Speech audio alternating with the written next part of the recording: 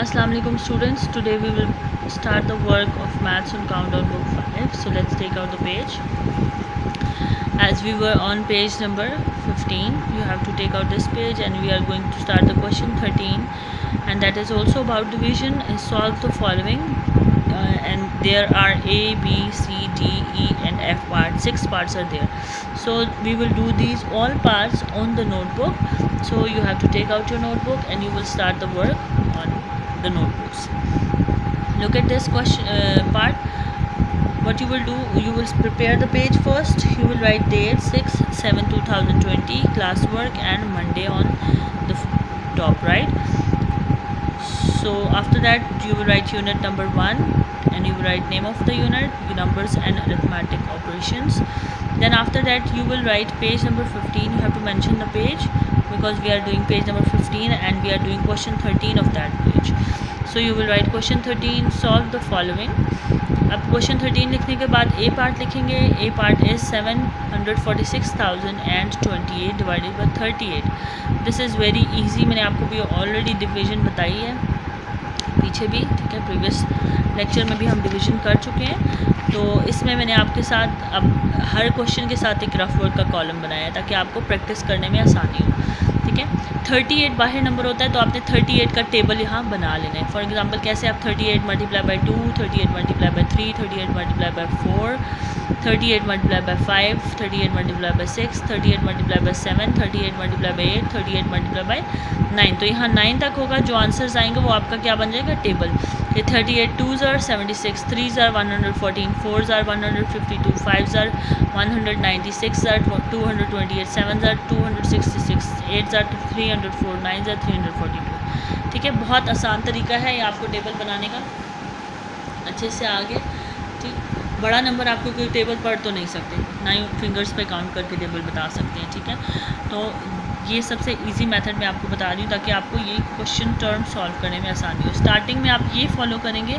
Next आगे फिर division जब आप क्या करोगे तो आपको इस तरह से टेबल लिखने की ज़रूरत नहीं पड़ेगी. आप अंदाज़न सॉल्व करना शुरू कर देंगे, ठीक है.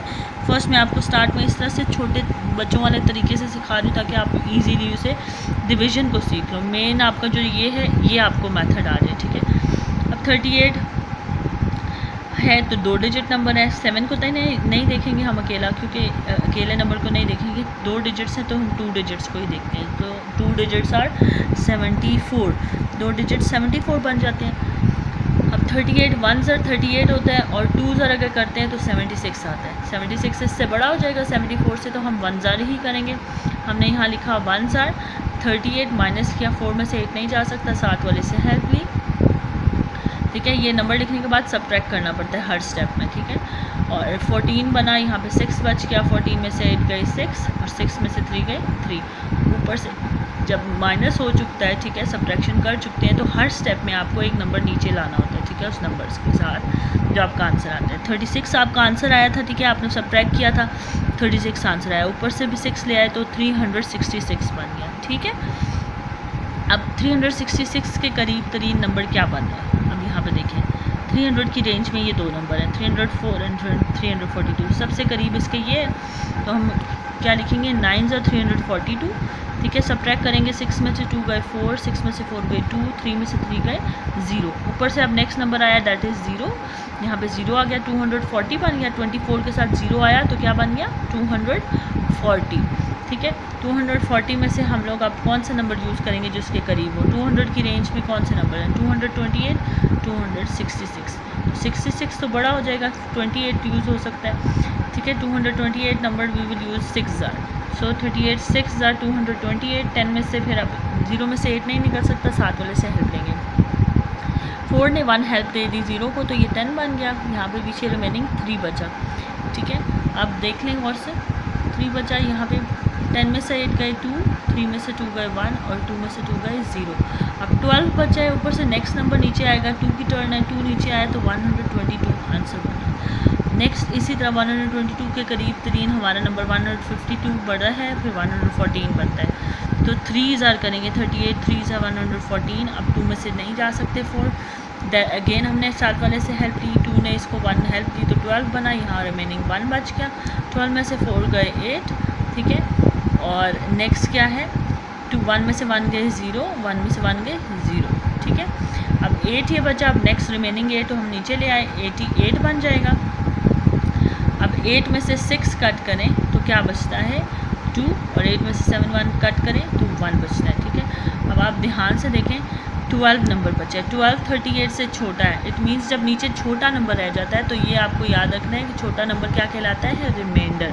सो हम इसको नेम क्या लिखेंगे, रिमाइंडर, REMAINDER, रिमाइंडर्स, राइट।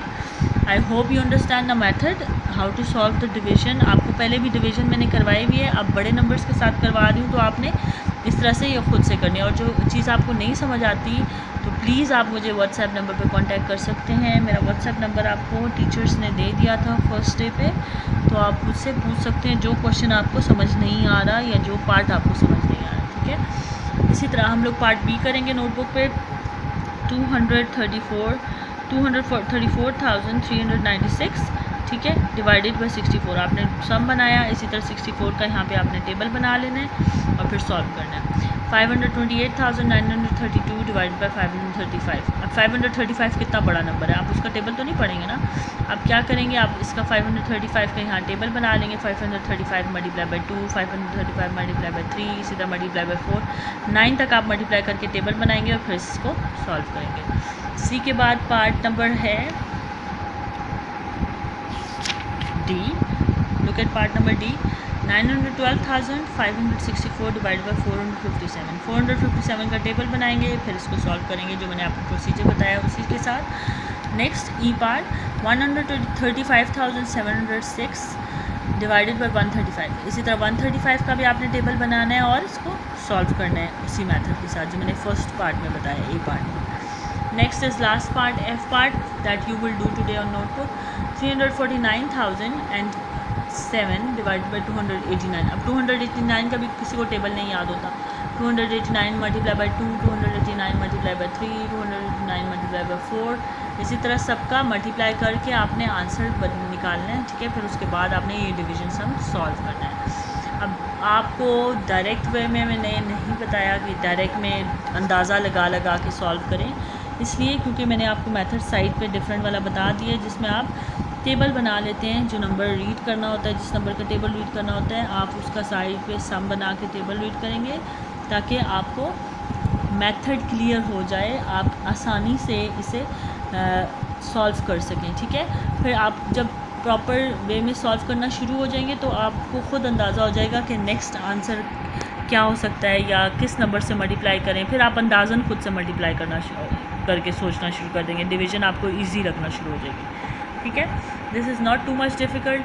अज़ाब बना के इसको अपने सर पे सॉल्व नहीं करना, रिलैक्स होके और समझ के अच्छे तरीके से इसको सॉल्व करना है, इंटरेस्ट के साथ, ठीक है। कोई भी चीज़ अगर आप सर पे सवार करते हो ना कि कैसे करेंगे, तो वो कभी भी नहीं होगी। तो आपने ऐसे नहीं सोचना और बस इंजॉय करना है। इंजॉय करके हमेशा मैथ्स को काम किया करें। जो चीज़ नहीं समझ आती आप इजीली मुझसे पूछ सकते हैं। सो नेक्स्ट क्वेश्चन इंशाल्लाह हम लोग नेक्स्ट लेक्चर में स्टार्ट करेंगे। टिल देन अल्लाह हाफ़िज़।